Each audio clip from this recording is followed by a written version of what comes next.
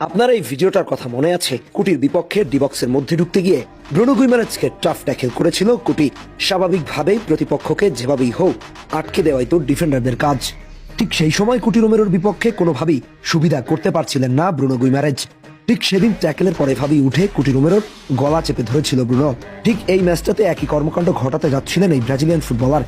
এক পর্যায়ে হাতাহাতিতে জড়িয়ে যাচ্ছিলেন কুটির সাথে। স্বাভাবিকভাবে পাত্তা না পেলে যা হয়, ঠিক তার কিছুক্ষণ পরে গোল করে বসে ব্রুনো। আর তখনই কুটি রোমেরোকে দেখিয়ে মাথা নিচু করতে বলেন, যেন সেলিব্রেশনটা সম্পূর্ণ কুটিকে ঘিরেই ছিল। কিন্তু যাদের শরীরে আর্জেন্টাইনদের রক্ত, তারা তো ছেড়ে কথা বলবে না। যদিও মাঠে অখেলোয়াড় সুলভ আচরণ করুক বা না করুক, পারফরমেন্সে সেটার জবাব দেওয়ার জন্য সবসময় প্রস্তুত থাকেন। আর তাই তো তার অল্প কিছুক্ষণের মাথায় হেড থেকে দারুণ একটা গোল করে জবাবটা দিয়ে দিল গুইমারেজকে।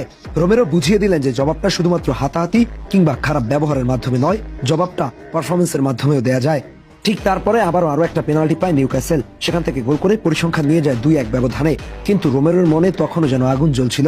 তিনি সম্ভবত কিছু মুহূর্তের জন্য ভুলে গেছিলেন তার কাজ হচ্ছে দলের হয়ে গোল ঠেকানো। মূল খেলা পেরিয়ে তখন অতিরিক্ত সময় চলছিল, আর তখনই তার পা ছুঁয়ে এসেছিল তার সেই দৃষ্টিনন্দন বাইসাইকেল গোলটি। কুটি রোমেরো বুঝিয়ে দিলেন আর্জেন্টাইনরা কারো কাছে মাথা নত করে না, তারা যোগ্য জবাব দেওয়ার জন্য সবসময় প্রস্তুত থাকে।